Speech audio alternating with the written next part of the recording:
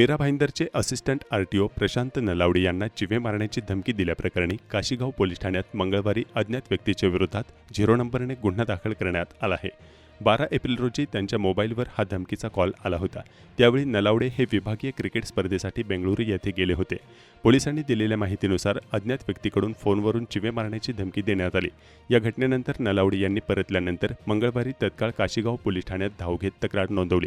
प्रकरणाचे गांभीर्य लक्षात घेता पोलिसांनी 0 नंबरने गुन्हा दाखल केला आहे। घटना कर्नाटक येथील बेंगळुरूमध्ये घडल्याने पुढील तपासासाठी हा गुन्हा बेंगळुरू पोलिसांकडे वर्ग करण्यात आला आहे।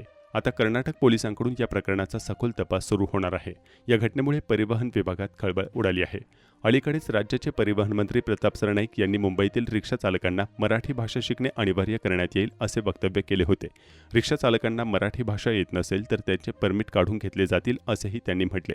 यावेळी लॉरेन्स बिश्नोई गँगने मीरा भाईंदरमधील वाहतूक विभागाचे असिस्टंट RTO प्रशांत नलावडे यांना धमकीचा फोन केल्याची माहिती मिळत आहे। आता बेंगलोर पोलीस तपास करणार। हा कॉल बिश्नोई गँगमधील कोणाचा होता की त्यांचं नाव घेऊन कोणी अधिकाऱ्यांना घाबरवण्याचा प्रयत्न करत होता। 12 तारखेला ARTO नलावडे हे त्यांच्या डिपार्टमेंटल अंतर्गत क्रिकेट कॉम्पिटिशन खेळण्यासाठी बँगलोरला गेले होते।